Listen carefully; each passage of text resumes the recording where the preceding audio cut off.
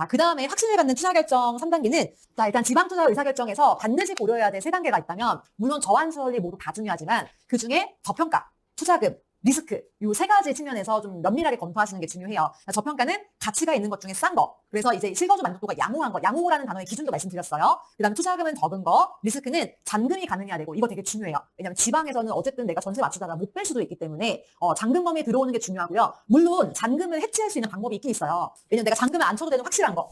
세안고. 그 다음에 주인분이 전세 끼는 거. 그 다음에 제가 아까 울산 사례처럼 울산에 막 집 보러 갔더니 사장님이 나한테 얘기도 안 하고 전세 입자를 같이 데려와서 같이 보여주고 너 집 사면 이분 연결해줄게 이렇게 하시는 경우가 있을 수도 있거든요. 혹은 전세 대기자가 있을 수도 있어요. 그러면은 내 잔금 범위는 4억밖에 안 되는데 이 집 집값은 5억이에요.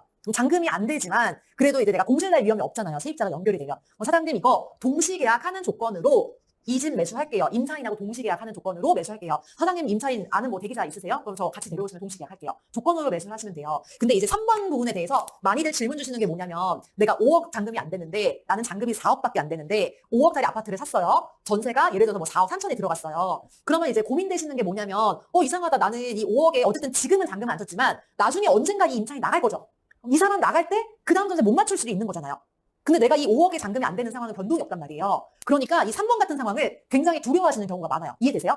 예, 근데 이게 매수할 때 내가 전세를 못 맞추면 5억을 내야 되거든요. 왜냐면 이건 매매 잔금인데 매수를 할 때 5억을 못 맞추면 매매 잔금 다 내야 되잖아요. 근데 나중에 이 사람 살다 나가고 그 다음 임차인 맞출 때는 4억 3천만큼만 돈을 일으키면 돼요.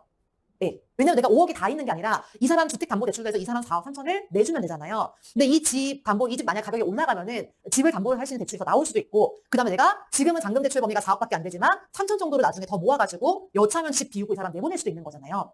그러니까 매매 가격이 내가 잔금이 안 된다고 해서 동시계약 찬스가 있는데 저 안 할래요. 저는 4억짜리밖에 돈을 일으키지 못하는데 얘는 5억이에요. 하면서 발로 뻥 걷어차버리면은 좋은 기회를 날려버리는 게 될 수도 있어요. 그래서 그런 것들이 내가 이제 리스크가 어느 정도 되고 감당 가능한지를 알 때만 이제 좀 내가 좀 기회를 얻을 수 있는 거겠죠. 그래서 일단 요 위에서부터 순서대로 보게 되는데 위에 저평가를 먼저 보겠습니다. 예, 저평가란 뭐냐면 가치가 있고 가격이 싼 건데 아마 이제 열방기초 때부터 귀에 딱지 않게 들으셨을 거예요. 가치 있고 가격이 싼 거. 근데 가치는 우리가 봤던 가격 결정 요소 뭐 위치, 학군, 연식 그런 거 있잖아요. 그런 거에 따라서 지역 내에서 선호하는 단지인지를 아셔야 되고 가격이 싼 거는 제가 3가지 기준으로 나눠봤어요. 일단 절대가 자체가 뭐 20% 30% 빠져있다. 정고점 대비해서. 이럴 땐 그냥 싼 거고요. 그 다음에 단지 간의 가격 차, 더 좋은 단지에 비해서 얘네가 원래는 5천 차이가 났던 단지가 지금은 1억 차이가 났다. 이런 경우도 가격이 싸다고 볼 수도 있고요. 그 다음에 3번 같은 경우는 대구 같은 경우예요. 가치가 여전히 유효하고 좋은 단지인데도 가격 변화가 전혀 없이 그대로 신정지처럼 이어질 때 이때도 가격이 싸다고 볼 수 있어요. 그래서 이렇게 이제 가치가 있는 상태에서 이런 조건들을 이제 충족을 시키는 걸 저평가라고 할 수 있는데 제가 저평가가 왜 중요한지를 실제 제 매수 검토 사례를 가지고 말씀을 드릴게요. 일단 결론부터 말씀드리자면 다행히도 사지 않았어요. 다행히도 사지 않았는데 이때가 언제였냐면 2021년 여름이었거든요. 그때 저는 몰랐지만 돌이켜보니까 얘가 거의 꼭지였던 시장이었던 거죠. 근데 여기는 이제 청주의 청원구에 율량이라는 생활권인데 여기가 그 외곽에 붙어있는 요 큰 도로 있죠. 요 굵은 도로. 요 굵은 도로가 그 순환도로예요. 순환도로에 요렇게 붙어있는 생활권이라고 보시면 돼요. 근데 여기에 상권이 엄청 잘 돼 있어요. 이렇게 돼 있어요. 그러니까 제가 애 키우면서 나도 살 수 있겠다는 생각이 들었어요. 우리 동네보다 좋은데? 이렇게 생각이 들고 실제 이제 학원도 엄청 많고 먹거리도 잘 갖춰져 있고 애들 진짜 많아요. 그래서 여기는 율량 대원 칸타빌을 사람들이 제일 좋아하고 여기 못 들어가면은 바로 옆에 있는 선광 로즈웰을 들어가요. 여기 대원 칸타빌이 더 좋은 이유는 대원 칸타빌이 브랜드가 더 좋아서 그래요. 여러분들은 칸타빌이라는 브랜드가 별로 좋게 느껴지지 않으실 수 있는데 대원 칸타빌이 충청도 브랜드예요. 그 지역 내에서는 좀 괜찮은 선호하는 단지고 선광은 그렇지 않은 거죠. 네, 그래서 이런 지역이 있었고 근데 조금 더 제가 여기를 원래 얘네가 4억 후반이었어요. 그래서 한 3억 전세 3억 후반에 4억 후반까지 해가지고 투자금 한 4천 정도로 투자할 수가 있었는데 순간적으로 가격이 막 오르면서 가격이 4억 중반대로 되니까 소액으로 안 되는 거예요. 그러다 보니까 어떻게 해요? 점점 더 외곽으로 가야 되겠죠? 그래서 쭉 가다 보면은 여기도 이제 상권이거든요. 요런 상권이 나오는데 요 위에 상권과 요 밑에 상권은 조금 달라요. 이 밑에 상권은 어떤 상권이냐면 요런 거. 어때요? 여기는 뭐뭐 있어요? 노래방, 마사지, 호프집, 조개구이집 막 이런 거 있단 말이에요. 그래서 뭔가 좀 이제 쾌적한 상권은 아니죠. 이런 것들을 지나가고 나면은 또 이제 천을 하나 건너야 돼요. 여기가 천이거든요. 그래서 거기 건넌 다리가 있어요. 이 다리를 건너면 대원 칸타빌 4차로 아파트가 나오거든요. 근데 이 다리 건너는 길이 이렇게 생겼어요. 네, 이렇게. 그래서 요 진짜 아무것도 없고 숲으로 가는 느낌이 들어요. 요렇게 가면은 요 오른쪽에 있는 단지가 칸타빌 4차거든요. 요런 단지를 가다 보니까 뭔가 이제 외곽은 외곽인데 좀 농촌으로 들어가는 느낌이 드는데라고 생각해서 봤더니 여기는 투자금이 4천만 원에 들어오는 거예요. 그래서 여기도 그래도 15년식이고 신축이니까 그래도 같은 어쨌든 행정구역 율량동이니까 괜찮지 않을까 하다가 조금 더 싼 단지가 있을까 하고 더 들어갔어요. 우리는 이제 다 단지 인장하면서 다 가보잖아요. 저기 끝에 뭐가 있냐면 여기 이렇게 제1풍경차라는 단지가 있었어요. 근데 얘는 2016년식인데 가격이 30평대가 3억 3천인 거예요. 근데 21년 여름은 다 올랐을 때라서 3억대 초반의 신축 아파트가 저한테는 너무 싸 보였어요. 생기기도 이렇게 생겼거든요. 여기 끝에가 이제 거의 끝이고 여기 순환도로예요. 여기 밑에 굴다리가 있으면 그다음부터는 이제 밭이 이제 밭. 농촌. 그러니까 이제 여기가 거의 끝이라고 보시면 돼요. 그리고 좀 그런 단점은 있고 단절성은 있는데 어쨌든 새 아파트가 3억 초반이면 누가 뭐래도 일단 진짜 싸다. 가격은 싸다라는 생각이 들더라고요. 그리고 투자금도 적게 들어가고 하니까 좀 얘를 깎아보면 되지 않을까? 그러니까 얘도 투자금이 적긴 하지만 어쨌든 얘는 일단 뭐래도 가격이 싸. 이것이 내가 듣던 저평가인가? 그리고 상승의 흐름이 이렇게 오고 있는 건가? 이제 곧 오를 건가? 막 그런 생각이 들었던 것 같아요. 실제 제가 이 단지를 매수하려고 여기 나와 있는 매물을 다 보면서 엄청 열심히 막 파고 그랬었어요. 그래서 고민하다가 마지막에 이제 구매 버튼 누르지 않은 거는 너무 외곽이어서. 그러니까 너무 농촌 느낌이 나는 거예요. 그래서 다른 도시의 단지를 투자를 하긴 했거든요, 결론적으로는. 그리고 이제 23년 여름이 됐어요. 그 2년 사이에 청주는 하락장을 맞습니다. 하락장을 맡으면서 요때는 가격 차이가 엄청 났었는데 대원 칸타빌 성곽 노즈에 그리고 저기 떨어져 있는 대원 칸타빌 4차까지 가격 차이가 거의 나지 않는 수준으로 붙었어요. 네, 그러면서 와 이렇게 벌어졌던 단지가 정말 좀 분위기가 안 좋아지면은 다시 격차가 줄어드는구나라는 걸 느꼈고 제가 맨 처음에 봤었던 대원 칸타빌 1차와 제1평경채 이 마지막 단지 있죠. 얘의 가격 차이가 원래는 얘네가 2천, 3천 차이 났었거든요. 제가 봤던 시장은 1억 3천까지 차이가 났던 거예요. 그래서 저는 누가 뭐래도 옛날에 2, 3천 차이 났던 단지가 1억 넘게 차이가 나면은 누가 뭐래도 싸다. 이거 저평가다라고 생각을 했는데 제가 가치를 제대로 보지 못했던 거죠. 왜냐면은 이거를 저는 그때는 정말 이제 가치가 있다라고 생각했는데 모든 것은 하락장을 겪어놓으면 나오잖아요. 이 단지는 이때 그냥 안 빠진 이유가 오른 것도 없으니까 빠질 것도 없는 거예요. 그리고 여전히 지금도 25년인데 그 가격이에요. 그러니까 안 올랐어요. 3억 2천? 지금도 그렇게 나와요. 그 다음에 여기 대원 칸타빌 같은 경우는 가격이 빠졌다가 사람들이 이렇게 올랐거든요, 가격이. 근데 이때 누가 많이 샀냐면 실거주자가 많이 샀어요. 그러니까 가격이 빠지면 실거주자가 받아주는 단지인 거예요. 제가 그 뒤 시장을 보면서 얘는 가치가 있다고 좀 애매했구나라는 걸 되게 많이 느꼈거든요. 그래서 제가 이때 선택을 곱기를 많이 했어요. 내가 그때 뭘 놓쳤을까? 어쨌든 결과적으로는 다 안 샀지만 그때 왜 얘가 좋고 저평가라고 생각을 했을까를 생각하다 보니까 어떤 결론이 났냐면 가치랑 선호도를 파악하지 않고 가격이 산 것만 고르다 보니까 내가 수요, 환금성, 그 다음에 가격이 꺾였을 때 내가 가격을 낮추면 이 단지 누가 사줄까? 이런 거를 전혀 생각하지 않았던 거예요. 그때는 오르는 것만 보이니까. 그래서 제가 그때 곱겠던 게 뭐냐면 이걸 반드시 물어봐야 되겠다. 같은 가격에 더 좋은 게 있는지 찾아보고 비슷한 가치에 더 싼 게 있는지를 반드시 찾아봤어야 되는데 이게 여러분들이 말씀하시는 뭐랑 이어지냐? 확신이랑 이어지거든요. 내가 투자에 대한 확신이 있는지 없는지가 잘 모르겠다라고 말씀하시잖아요. 그리고 가끔 가다가 여러분 그거 아세요? 투자하시고 투자 코칭 오시는 분들 있는 거 아세요? 네, 투자하시고 투자 코칭에 오세요. 왜 오실 것 같아요? 나 투자 다 했는데. 맞아요. 정확하시네요. 어떻게 그렇게 잘하시죠? 네. 내가 사긴 샀는데 사고 나니까 다른 단지가 보이는 거예요. 마음이 어때요? 힘들어요. 그러니까 잘 산 게 맞는지 물어보려고 오시는 경우가 꽤 많아요, 생각보다. 네, 저는 1대1로 다 만나잖아요. 그러면 이제 그때 우리가 스스로 검증을 해볼 때 그 당시 그 시점에 같은 가격이 더 좋은 게 있나? 비슷한 가격 가치 더 싼 게 있나를 스스로 한번 직접 찾아보세요. 없으면은 본인 투자 잘하신 거예요. 저도 한번 복기를 해봤어요. 이때 이렇게 저는 순서로 갔는데 이런 질문들을 물어보지 않고 그냥 가격 싼 대로 흘러갔죠. 그 다음에 하락이 했을 때 보니까 얘네가 비슷한 가격이었는데 이게 하락장에서는 비슷한 가격이 되지만 상승에서 벌어지잖아요. 근데 가치 차이가 난단 말이에요. 그러니까 분명히 가치 차이가 나는데 얘네 가격이 비슷하니까 얘가 싼 거다. 이런 것들이 판단이 되더라고요. 그때는 몰랐지만. 그래서 제가 다 찾아봤어요. 그래서 복기 이렇게 합니다. 혹시 복기하시는 분들 참고하세요.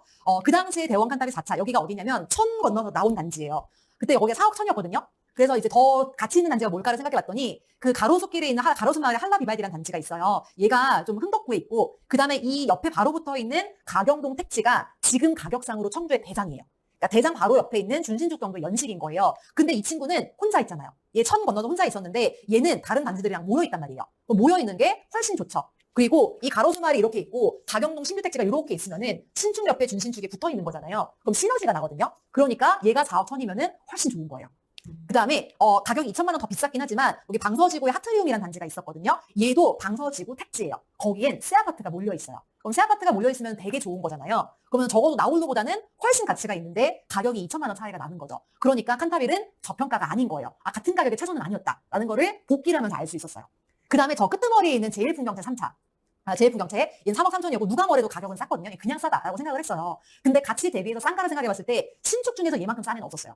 근데 연식을 조금 낮추면은 산남킹덤이라는 단지가 있는데요. 여기 산남이라는 생활권이 청주의 학업 성취도 90% 넘는 학교가 2개가 있거든요. 그 중에 하나가 이 산남동에 있어요. 그러니까 엄청 프리미엄 그 생활 주거지는 아니지만 학업에 관심이 있는 엄마들이 연식이 조금 낡았지만 들어와서 살아요. 그래서 거래가 실수요자에게 꾸준히 되고 있어요. 그래서 이 산남킹덤이 8년도 연식 차이 8년이었거든요. 그렇지만 여기는 택지이고 그다음에 학원가도 갖춰져 있고 직장 수요도 있었어요. 아까 말씀드린 법원이나 검찰청이 이쪽에 있었거든요. 그러니까 저 끄트머리의 나홀로 단지보다는 얘는 모여 있으니까 훨씬 나은 거예요. 그 다음에 또 하나 있어요. 여기 비하동이라고 해서 비하동이거든요. 이쪽에도 단지가 3-4개가 몰려 있어서 이쪽에 가운데 있는 2개 단지는 약간 공공연대식이고 요 끝에 있는 단지 2개는 신축이에요. 그래서 이렇게 모여 있으면은 아까 말씀드렸듯이 단지가 하나인 것보다 모여 있을 때 시너지가 난다라고 말씀드렸어요. 그 친구도 같은 가격에 3억 3천이었고 이 친구는 이 당시 가격보다 지금 더 거래된 가격이 비싸요. 한 3억 4, 5천 정도가 돼요. 그러니까 21년 꼭지보다도 지금 가격이 더 비싸게 거래가 되고 있는 거예요. 그러면은 이런 것들은 적어도 단지들이 모여 있는 택지란 말이에요. 그리고 얘는 끄트머리 나홀로잖아요. 그럼 적어도 이 3억 3천이 저는 엄청 싸다고 생각했는데 가치 대비해서는 같은 가격이 최소는 아니었던 거죠. 여러분들이 이게 어떤 데 이걸 해보셔야 되냐면 투자하기 직전에 내가 여러 가지 투자 프로세스를 거쳐가지고 물건 뽑아놨잖아요. 그럼 마지막에 얘가 최선인가? 이거 물어보잖아요. 우리 배운 사람이니까. 그때 이거 해보시면 돼요. 그래서 저평가를 찾으실 때는 투자 물건 후보를 선별한 다음에 저는 지금은 어떻게 하고 있냐면 매매가 내림차순 한 번 더 체크를 하는데 약간 조금 더 디테일하게 말씀드리면은 여러분 시세지도 엑셀에 따시잖아요. 그러면 보통 그거 갭 내림차순이나 갭 오름차순 하시잖아요. 저는 그걸 어떻게 하냐면 매매가 내림차순 먼저 해요. 좋은 애들부터 눈에 담아요. 그 다음에 투자금 중요하죠. 투자금 들어와야 되니까. 투자금 이제 내림차순 오름차순 이런 거 투자금부터 걸어요. 그 다음 투자금 한번 눈에 봐요. 그 다음에 매매가 다시 내림차순이에요. 그래서 요거를 왔다 갔다 필터로 왔다 갔다 하거든요. 그러면 매매가 눈에 보이고 투자금이 펴지고. 근데 이거 보면 다시 매매가 까먹는단 말이에요. 다시 매매가 내려서 보고 다시 투자금 보고. 요거 한 3-4번 왔다 갔다 하거든요. 그러면서 좀 매매가 괜찮은 매매가가 비싼 단지가 그래도 선호도가 있는 단지의 가능성이 높잖아요. 그런 단지 중에 투자금 들어오는 거를 선별을 하고 제가 튜터닝 할 때 진짜 강조하는 게 뭐냐면 투자금 선별하는 거 좋은데 갭 필터가 아니라 매매가 필터 먼저 걸어라. 그러니까 이게 별거 아닌데 이거 먼저 보는 게 되게 중요해요. 왜냐면 가치를 먼저 입힌 다음에 가격 입히는 거거든요. 그래서 요거를 반드시 매매가 기준으로 먼저 정리를 해보시고 약간 이미지화하자면 이런 거예요. 여러분들이 이제 투자금 5천에서 5천만 원이 있어요. 5천에서 7천만 원 정도 들어오는 단지 이렇게 여러 개 보잖아요. 그러면은 투자금 5천에서 그 엑셀 파일 중에서 5천에서 7천을 가져온 단지 5개 뽑아요. 그 다음에 얘네보다 좋은 거 나열하시잖아요. 갭 들어오는 거 뽑아서 나열하는 거 이렇게 하지 마시고 이렇게 하지 마시고 대부분 이렇게 하실 거예요. 왼쪽처럼 이렇게 하지 마시고 매매가 내림차순을 먼저 하신 다음에 여기 좋은 것부터 가내려가다가 투자금 범위 쏙쏙쏙 들어오는 거를 따로 빼서 얘네들을 보시고 다시 한번 나열을 하세요. 그러니까 이게 투자금 먼저 보지 말고 매매가를 내림차순에서 먼저 보는 게 가치를 먼저 보는 습관인데 이거 되게 사소한 거거든요. 근데 이거 습관 되면은 좋은 것부터 먼저 보는 게 습관이 돼요. 네, 그래서 이거 꼭 해보시고 수도권에서도 집 보시게 되면 나중에 꼭 이렇게 한번 해보세요. 그 다음에 투자금은요. 적은 투자금이 드는 건데요. 제가 적은 투자금이 왜 중요한지는 이 앞단에서 말씀을 드렸어요. 자, 개인 상황을 일단 확인하셔서 내 투자금 범위에 들어오는가, 그 다음에 이 투자를 한 이후에도 투자를 지속할 수 있는가, 이건 어떤 의미냐면요. 예를 들어서 제가 포항 아파트를 샀어요. 1호기로. 그럼 얘는 이후에 공급이 남아있잖아요. 지금 사면은 만기가 2년 뒤인 2027년이란 말이에요. 이때 공급이 좀 많거든요. 그럼 내가 요 사이 2년 동안 돈을 모아서 이 1호기 밑으로 밀어넣을 수도 있는 거예요. 돈을 회수를 하는 게 아니라. 그러면은 그거를 피하려면 어떤 방법이 있냐면요. 포항 아파트를 사가지고 2년이 아니라 3년 전세를 매길 수 있는 방법도 있거든요. 예, 왜냐하면 2027년이 공급이 많으니까 그거를 피해갈 수 있게 3년 전세를 맞추면은 공급장은 피해갈 수 있거든요. 대신 투자금이 묶이는 기간 몇 년이에요? 3년이에요. 이런 거는 향후 투자에 영향을 줄 수 있어요. 네, 내가 연에 쌓이는 돈이 많아가지고 내가 연저축이 많아. 그래서 이때 리스크 대응하고 나서도 내 투자를 이어갈 수가 있으면 괜찮은데 그렇지 않다면은 이 투자 이후에 이렇게 지속해 나가는 관점에서 좀 어려움이 있을 수 있는 거죠. 이게 개인 상황이고 그다음에 물건 상황은 뭐냐면요. 투자금 범위에 들어오는 물건 중에 가장 좋은 것인가. 제가 아까 이렇게 칸타빌이랑 풍경채 가지고 필터 걸었던 것처럼 그렇게 보시면 되고 전세오는 과정에서 추가 투자금이 필요하실 수 있어요. 예를 들어서 가장 흔하게 하시는 실수가 뭐냐면 여러분 되게 재밌는 거 아세요? 그 마지막에 그 최종 동호인 다 하시거든요. 튜터님과 같이 모여가지고 그때 본인이 뽑은 괜찮은 물건 탑3를 발표를 해요. 근데 전세가가 희망회로인 경우가 반 이상이에요. 네. 실제로 보면 우리는 제일 최저가 매매가를 보잖아요. 그러면 로얄동, 로얄층의 조건 좋고 집상대 좋은 게 우리가 매수를 하지 않을 가능성이 되게 높단 말이에요. 막 애매하게 4층이라던가 아니면 비확장된 집이라던가 그럴 수도 있단 말이에요. 근데 전세가는 시세대로 생각하는 경우가 되게 많아요. 네. 그래서 이 목표 전세가를 정확하게 잡는 게 투자자에게는 진짜 중요해요. 그래서 이것들을 확인해서 목표 매수가와 목표 전세가를 설정을 하는데 요거를 조금 더 구체적으로 말씀을 드릴게요. 왜냐면 목표 매수가 잡는 거를 좀 어려워하실 때가 있더라고요.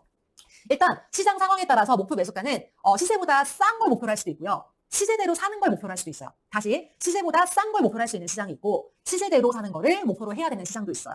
왼쪽에 싼 가격을 목표로 할 때는 뭐냐면요. 일단 매매가 엄청 개수가 많을 때 그 다음에 최근 실거래가보다 호가가 낮을 때 그러니까 최근에 3억 5천에 팔렸는데 지금 3억 3천에 떠 있는 거예요. 이거는 이전에 팔린 가격보다 싸게 팔아야 되는 시장이라는 뜻이거든요. 그러니까 매매가가 빠질 수 있다는 얘기예요. 그 다음에 요 아래 화살표 아세요? 네이버 부동산에서 이런 거 붙은 단지가 많을 때 그 다음에 마지막으로 최저가에 나와 있는 매물들이 주인 거주 입주 물건일 때 요거 잘 이해 안 되실 수 있어요. 이거 어떤 뜻이냐면 진짜 이건 집 팔아본 사람이 아는데 시장이 안 좋잖아요. 전세 낀 거 안 팔려요.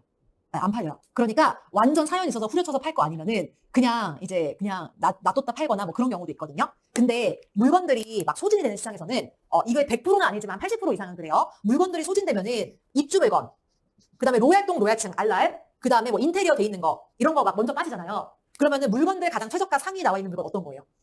1층, 예, 비확장, 전세도 아니야 월세 낀 거. 전세 엄청 낮게 낀 거. 이런 것들이 위에 있어요. 그러고 나서 가격 좀 몇천만 원 뛰고 입주 물건 이렇게 나오거든요. 이런 거 보신 적 있으시죠? 예. 이거는 이 사이는 이런 것도 나간 거예요. 근데 저기 보시면은 최저가에 나와 있는 매물들이 주인 거주 입주 물건이라는 거는 그 단지에서 조건이 좋은 애들이거든요. 근데 걔네가 최저가에 막 걸려 있다. 그러면은 이런 물건들을 싸게 최저가로 파는 시장이라는 거예요. 그래서 이게 100%까지는 아니지만 80%의 확률로 맞아요. 예. 그다음에 반대로 오른쪽은 호가와 비슷한 가격 목표를 할 때는 매매 물건 개수가 별로 없을 때 최근에 3억 5천에 팔렸는데 지금 나와 있는 가격이 4억일 때 이런 거 있죠. 그다음에 요 위로 화살표, 빨간 화살표 이거 가격 올린 흔적이 보일 때 마지막으로 최저가에 나와 있는 매물들이 월세 낮은 전세에 낀 경우 이런 거 털어내고 나면은 그 다음에 이런 거 나오면서 가격이 뛰어요.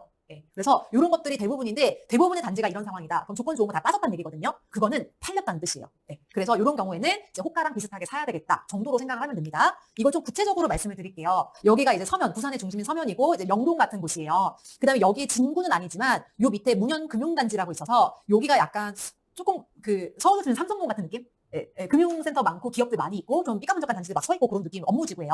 그다음에 요 옆에 군부대를 갈아엎어가지고 부산 시민공원을 이제 넓게 지었는데 평지에 이렇게 멋진 공원이 부산에 없어요. 그러다 보니까 이 부산 시민공원 뷰가 보이는 곳이나 부산 시민공원 근처를 사람들이 엄청 좋아해요. 그 서울에서 한강 주변 좋아하는 것 마냥 되게 좋아합니다. 그리고 여기 서면이 되게 옛날부터 상권과 이런 중심지 역할을 했잖아요. 그러다 보니까 여기에 출퇴근하는 사람들이 많아요. 그래서 아주 예로부터 서면 주변에 약간 이쪽 근역까지 출퇴근할 수 있게끔 좀 이제 배후 주거지가 형성이 됐어요. 그게 어디냐고 한다면 그 단감동에 보시면 약간 일기 신도시 같은 연식, 뭐 90년대나 00년대 초반에 구축 대단지가 되게 많고요. 그 다음에 요 2호선 라인 따라서 개금, 거기도 대단지 구축이 되게 많아요. 그 다음에 여기는 그래도 좀 대단지가 들어가 있고 범천이라고 해서 요 서면에서 좀 밑에 쪽에 있거든요. 여기는 지금 보시면 되게 산이에요. 지형적으로 조금 대단지가 들어올 수가 없어요. 산비탈에 조금 소규모 단지들이 조금 있으면서 이런 것들이 구축 옛날부터 이 서면의 배후 주거지 역할을 했었어요.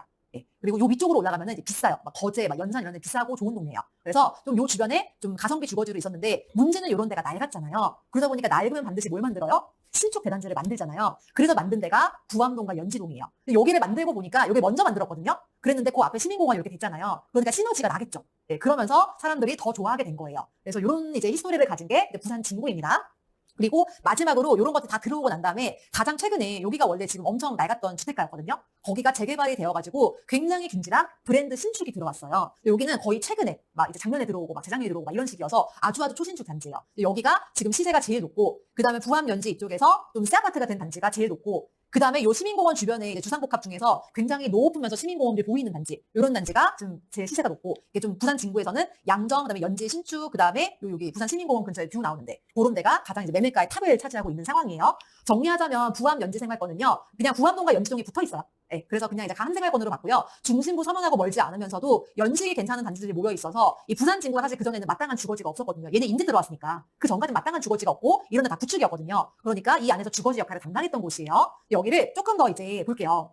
우리가 오늘 목표 매수가와 전세가를 설정하는 단지가 연지사 2차가 될 거예요. 얘는 2011년식이고요. 얘보다 조금 밑에 연지사 1차가 07년식에 들어왔어요. 사실 부산에 이때만 하더라도 이제 브랜드 아파트가 없었거든요. 그래서 이 위치에 자이가 있다는 것만으로도 옛날 이 지역 사람들은 부자들, 여기 집 보러 가면 막 의사 선생님들 사시고 막 그랬었어요, 예전에는. 그래서 그런 분들이 좀 사시고 여기 꼭 거주해야 된다라고 하면은 여기 사시는 분들이 좀 많았어요. 있는 분들 중에는. 그 다음에 요런 단지가 먼저 들어오고 나서 저 밑에 부암동에 동해 스위트 시리즈가 들어왔어요. 1, 2, 3차가.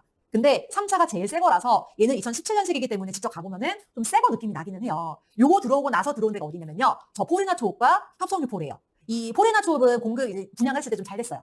근데 협성유 포레는 일단 협성, 브랜드가 좀 빠지잖아요. 근데 얘네가 좀 잘못했던 게 뭐냐면은 이건 그냥 상식 삼아서 들어주세요. 얘네가 좀 부산이 안 좋았던 시기에 분양을 했거든요. 근데 브랜드가 좀 안 좋잖아요. 근데 이 친구들이 무슨 전략을 취했냐면 고급화 전략을 취했어요. 고급화 전략. 그러니까 분위기가 안 좋은데 2군 브랜드 아파트가 고급화 프리미엄 전략을 하면서 굉장히 자재를 좋은 걸 두고 그러다 보니까 원가가 올라가잖아요. 당시로서는 조금 비싼 금액이 4억 중반대의 가격, 한 4억 5, 6천? 이 정도 가격에 분양을 했어요. 어떻게 될게요? 미분양이 났어요. 맞아요. 망했어요. 그래가지고 계속 그 뒤로 얘가 어느 정도 시간이 지나고 나서 찼거든요. 그랬는데도 이 단지는 미분양 났던 단지라는 인식이 사람들한테 있어요. 근데 집에 가서 보면 집은 너무 좋아요. 왜냐면 안 좋은 시기에 분양이 잘 안 됐으니까 얼마나 신경 써서 지었겠어요. 자재는 진짜 좋은데 약간 지금도 그 분양가, 2017년에 분양가에서 별로 안 올랐어요. 지금도 4억 중반이거든요. 2017년 분양가 수준이에요, 아직. 네. 그러니까 좀 약간 비운의 단지였던 거죠. 이런 단지가 들어오고 가장 마지막에 어반파크가 22년식이 들어와서 이 친구가 지금은 대장 역할을 하고 있습니다. 제가 쭉 이제 연식과 함께 단지들이 생기게 된 히스토리를 쭉 말씀드렸어요. 자, 그러면은 제가 매매 물건 개수가 많은지 본다고 말씀드렸잖아요. 지금 보시면은 여기에 막 163개 적혀 있고요. 116개. 그다음에 여기도 100개가 넘고요. 기본적으로 보면 다 100개가 넘어요. 이런 데 보면은. 근데 되게 좋은 단지잖아요. 그러니까 매매 물건 개수가 많아요, 저거요.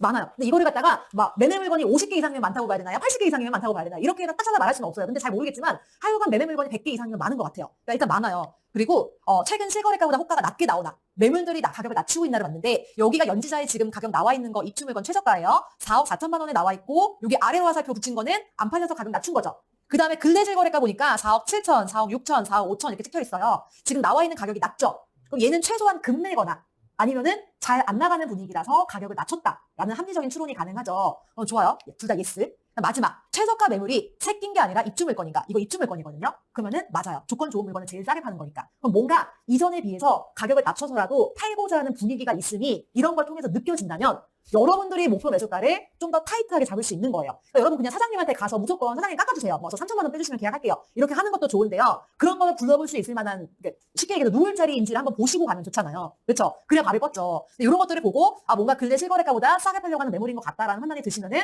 그때 적극적으로 던져보시는 거예요. 그래서 매매 물건들이 쌓여 있고 매도인들이 실거래보다 호가를 낮추고 있는 상황이고 전월세도 아닌 기본적인 입주 물건이 최근 실거래가보다 2, 3천 정도 가격이 싸다라고 하면은 이거는 최소한 급매 사연이 있거나 아니면은 분위기가 안 좋은 시장이다. 좀 더 깎아보자. 그런 생각이 가능한 거죠.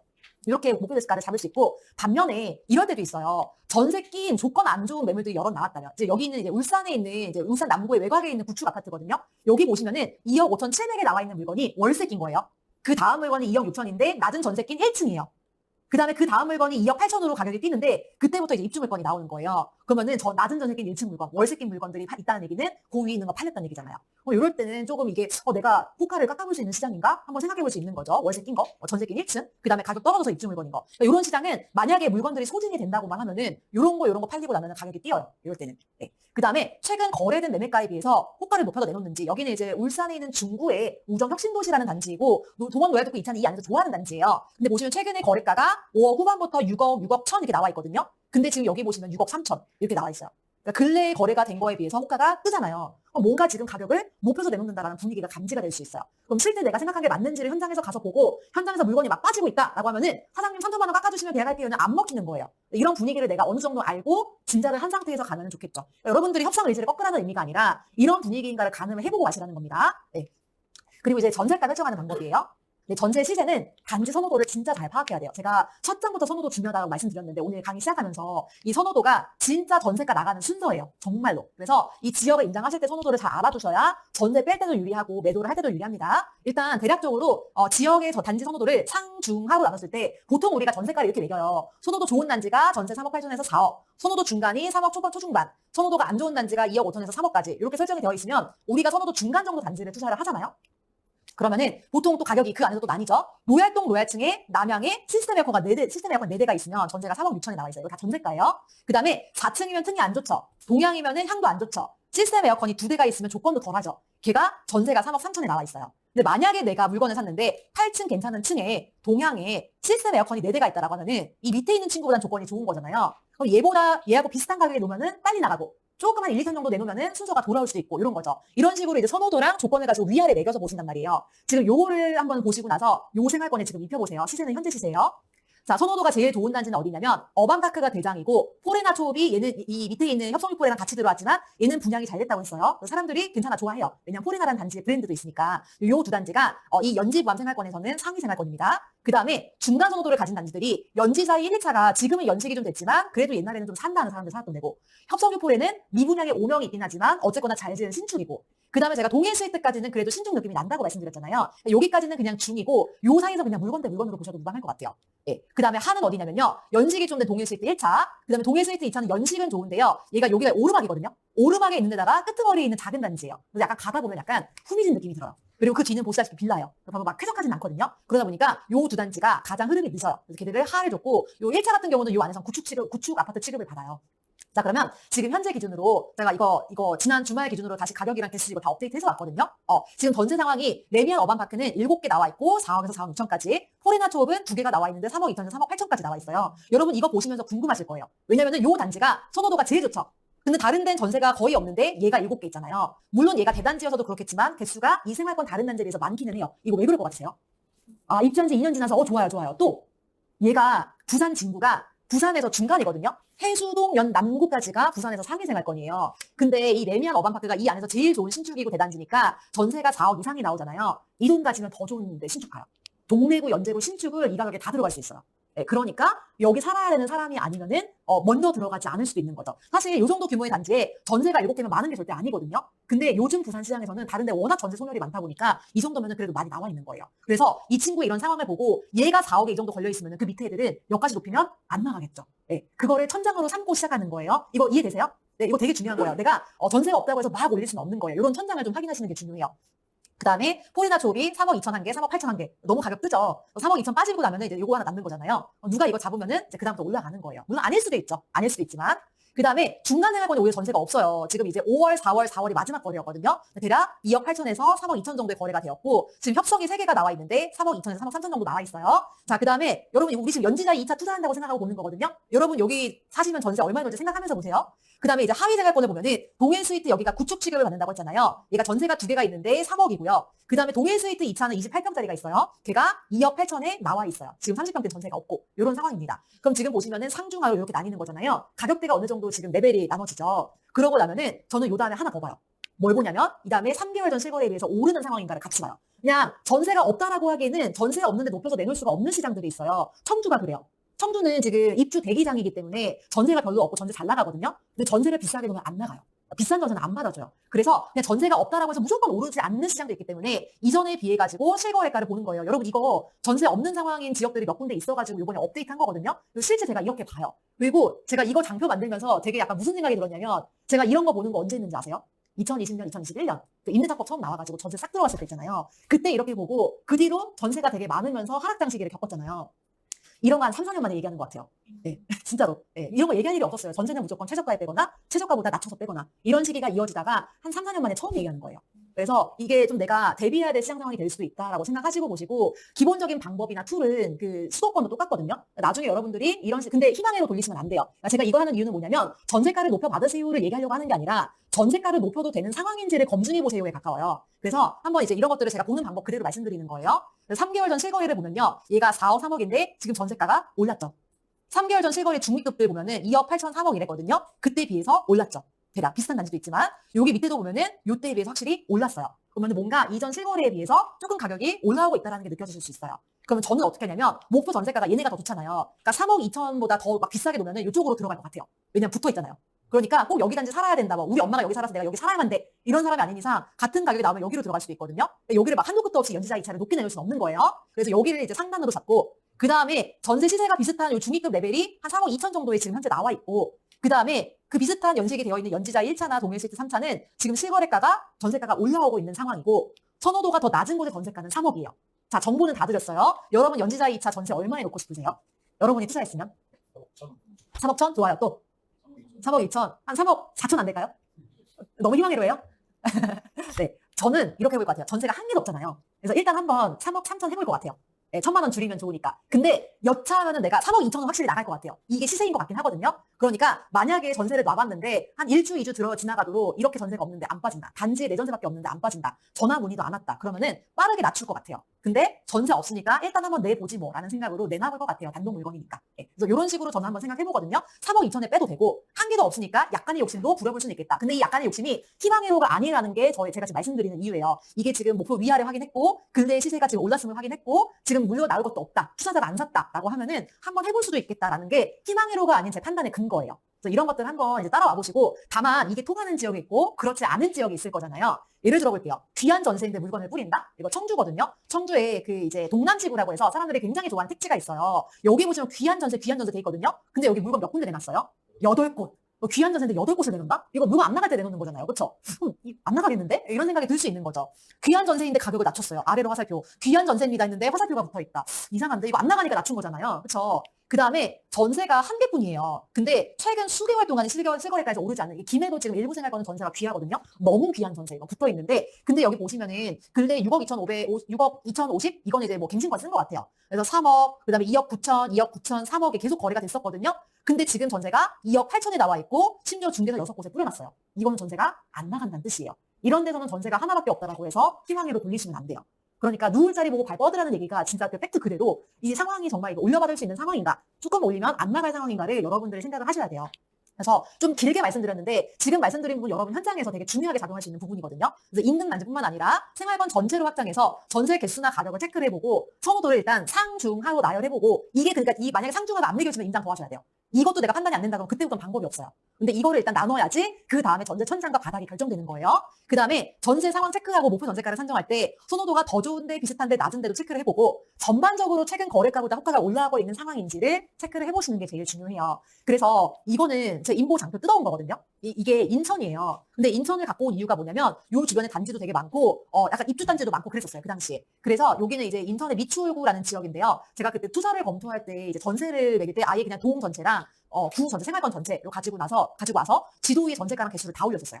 왜냐하면 그때는 전세가 거의 없거나 전세가 막 오르던 시기였거든요. 그러니까 이걸 좀 그려놓으면은 한눈에 조금 전세가 어디 몇 개가 있고 내 경쟁 물건이 뭐가 되겠는지가 파악이 되더라고요. 그래서 저는 그때 투자를 앞둔 지역에서는 이렇게 전세 지도를 만들었었는데 만약에 여러분이 매수하시는 지역에 전세가 몇 개 없다라고 한다면은 이런 것들을 그리면서 좀 넓게 보시면 도움이 될 수 있어요. 자, 마지막으로 리스크는 나중에 다시 얘기할 거기 때문에 좀 빠르게 말씀드릴게요. 자, 리스크를 확인할 때 리스크란 투자 후에 잃지 않는 것과 연관이 되거든요. 일단 개인 상황상 잔금 대비가 되는지를 확인해 보시고요. 이게 만약에 안 된다라고 하면은 요거 1, 2, 3번 있죠? 이거 일부러 여기 안 지우고 놔둔 거예요. 주인 전세나 세 안고나 아니면은 매매 전세 동시 계약하던가 이런 식으로 리스크를 해치할 수 있는지를 확인해 보시고 만약에 안 되면 투자하시면 안 돼요. 지방에서는. 네. 그다음에 반대로 시장 상황에서는 공급이 많아서 역전세가 날 수 있는가? 요 포항 요 사례 돈 묶일 수 있다고 말씀드렸잖아요. 이런 사례가 있기 때문에 만약에 내가 역전세 발생 시 대응 가능한가? 이거 제가 기존에는 지금 지방 전세가가 싼 구간이기 때문에 역전세로 전세금을 10%로 써놨거든요. 근데 공급이 점점 많아지고 있는 지역들도 있기 때문에 안전하게 20%까지 생각을 했고요. 이 전세금의 20%를 내가 현금으로 갖고 있으라는 얘기가 아니라 대출을 일으킬 수 있는 가용 범위가 전세금의 20% 정도까지는 내가 낮춰줄 수 있겠는가? 이 대출의 캐파를 생각하시면 됩니다. 근데 이제 이것과 관련해가지고 여러분들께 현실적으로 다가오는 거는 요번에 이제 나오게 된 대출 규제일 거예요. 사실 이번 대출 규제는 그 수도권 아파트가 대상이에요. 그렇기 때문에 여러분들의 지방 투자에는 원칙적으로는 직접 적용이 안 돼요. 그렇지만 이걸 보니까 이게 대출 총량 규제랑 같이 실시가 되는 거거든요. 근데 여러분이 수도권 규제는 영향을 안 받지만 총량 규제는 영향을 받을 수가 있어요. 은행에서 지점별로 관리를 하니까. 요거를 말씀을 드릴게요. 일단 대출은 매매를 할 때 써야 되는 주택담보대출이 있고요. 여러분들의 세입자가 일으켜야 되는 전세자금 대출이 있고요. 그 이외에 여러분들의 신용으로 만드는 대출이 있어요. 이렇게 세 가지가 있습니다.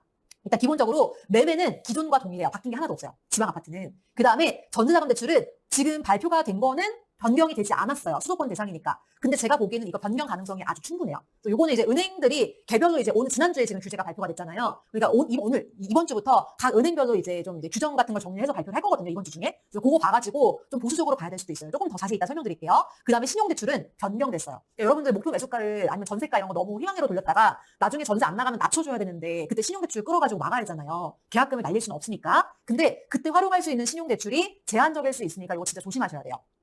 자, 그러면 매매를 한번 볼게요. 매매는 지금 현재 지방에서는요, 40년 만기 주담대가 살아있어요. 예, 이거 수도권에 막혔어요. 30년까지만 돼요. 잠깐 풀어줬었는데 일부 은행에서 다시 이번 대출 규제로 막혔고요. 그 다음에 지방은 다주택자도 대출이 됩니다. 저도 돼요. 네, 저도 일으킬 수 있는데 KB 시세와 매매가 중에서 낮은 금액이 60%까지 대출이 돼요. 근데 보통 이제 지금 지방 아파트는 KB 시세가 낮은 경우가 훨씬 많거든요. 그러니까 이 아파트가 KB 시세가 뭐 이제 뭐 3억 2천이다. 그러면은 요거 60%까지는 대출이 되는 거예요. 근데 이제 그 지금 저 같은 경우는 역전세를 한번 맞았기 때문에 그 아파트에 들어있는 전세가가 되게 낮은 수준이거든요. 60%를 받으면은 보통은 다 전세금을 저도 내보낼 수가 있어요. 근데 지금 매수를 하시는 분들은 조금 어려울 수도 있죠. 그래서 요 한도가 본인이 되겠는지를 나중에 잔금할 때 필요하시면 한번 생각해 보시고, 그 다음에 스트레스 DSR 3단계 이거는 지방은 연말까지 유예가 되어 있어요. 사실상 지방은 주택담보대출을 일으켜서 매매하시는 분들께는 너무 좋은 시장이죠. 네. 그런데 전세자금 대출은요, 일단 지금 조건부 전세대출 규제가 계속 있어요. 근데 여러분 이게 뭔가 조건부 전세대출 규제 전면 금지다. 그렇게 수도권에서 얘기를 했거든요. 이게 뭐냐면 그 집을 매매를 하잖아요. 그러면 매도인이 있고 매수인이 있잖아요. 그럼 매수인이 매도인한테 이제 집을 사서 계약을 해요. 그리고 잔금하는 날 임차인이 들어오잖아요. 임차인이 들어오면서 뭘 주냐면 전세금을 줘요. 그래서 이 매수인이 전세금 받고 그 다음에 자기 투자금 있을 거잖아요. 요거 합쳐가지고 매도인한테 잔금을 치르는 건데, 요렇게 이제 소유권 이전이 일어나는 집에 전세자금 대출을 일으키는 거를 리젝하겠다는 거예요. 이게 조건부 전세자금 대출이거든요. 근데 이게 계속 있었어요. 사실 작년에도 있었고요. 작년 하반기에 전격적으로 실시되면서. 근데 이제 이게 SC제일은행이 외국계 은행이잖아요. 그러니까 정부에서 이제 좀 금융권들 수장들을 불러다가 야 니네 지금 사람들 갭 투자하고 있는데 뭐 하는 거야? 빨리 지금 대출 막아. 이렇게 하면은 네 하면서 가가지고 이거를 좀 이제 내부 규정 만든단 말이에요. 근데 이제 SC가 이제 해외 계열이다 보니까 그게 잘 안 먹힌 거예요. 그래서 작년에 하반기에 되게 분위기 안 좋아서 대출 규제가 있었을 때도 제일은행은 살아 있었어요. 그리고 이제 올해가 되면서 일부 은행에서 열어줬다가 다시 슬금슬금 막아가지고 최근에 대출 규제 터지기 전까지는 신한은행하고 SC제일은행하고 두 군데만 전세대출을 받을 수 있어요. 이렇게 갭 투자하는 집에 들어가는 임차인한테 전세대금 자금 대출해주고 나머지 은행은 다 막혀 있었어요. 그러니까 원래도 있었던 규제였는데 이제 요것들까지 다 막아버린다는 얘기예요. 수도권에 한해서는. 그러면 일단 이번 규제에서는 지방에 대한 얘기는 없었거든요. 그래서 사실은 수도권 타깃이긴 하지만 이게 뭐랑 같이 실시가 되고 있냐면 대출 총량 규제랑 같이 실시가 되고 있어요. 이것도 그냥 상식 삼아서 알아주세요. 지금 대출 총량 규제가 상반기, 하반기 이렇게 반기별로 이루어지거든요. 그러니까 상반기에 대출을 내줄 수 있는 총량을 정해줘요. 그래서 그 총량이 다 쓰면은 이제 대출하기가 좀 어려워요. 그러면은 이 대출 여력이 남은 데를 찾아서 가야 돼요. 그래서 옛날에 어떻게 됐었냐면 강원도 이런 데 아파트가 안 많잖아요.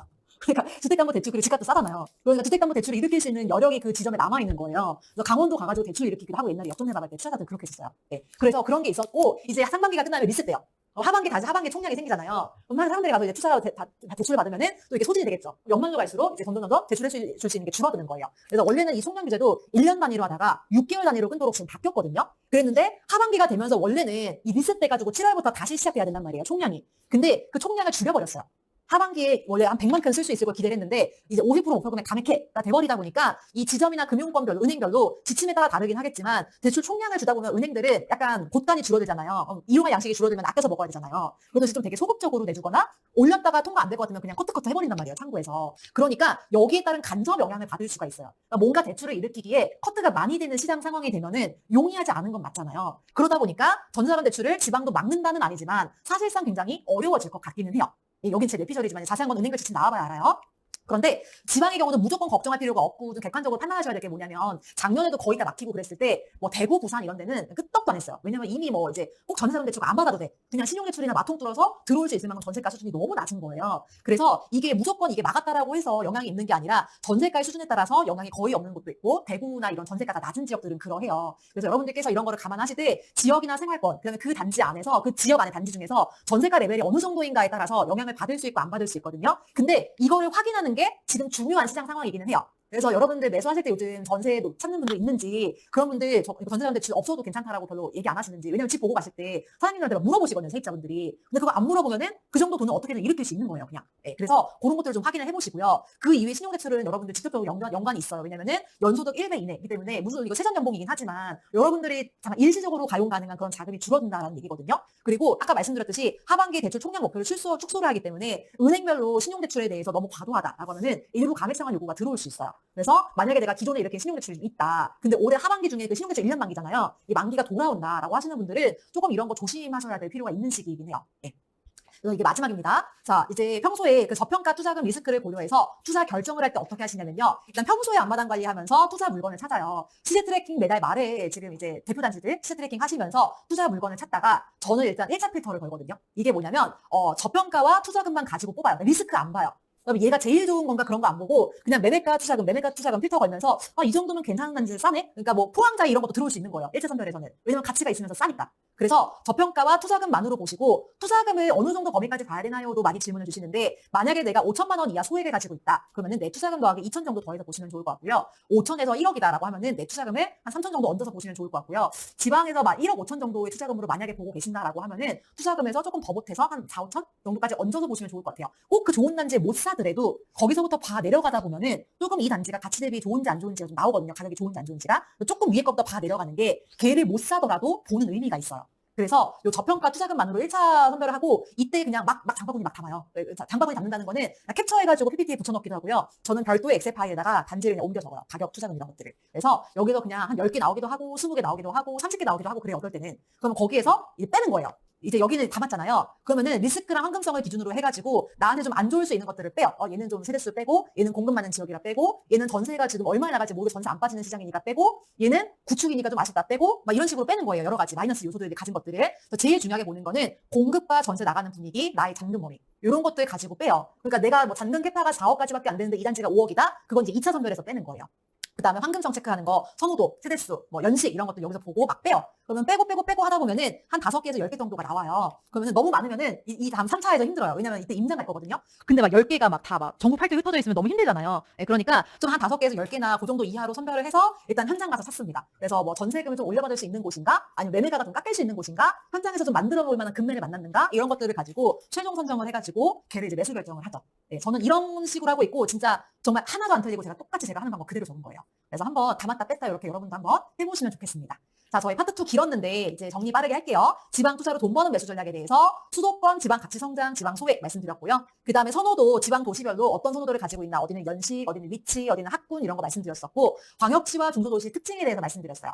그리고 마지막 투자 결정에서 저평가 투자금 리스크 요거 얘기하면서 제가 실제 이런 것들을 순서대로 고려해서 투자 물건을 선별하는 과정까지 말씀드렸기 때문에 여러분들 매수 앞두신 분들은 이대로 물건 한번 찾아보시고 이번 달 탑3도 이렇게 한번 뽑아보시면 좋을 것 같아요.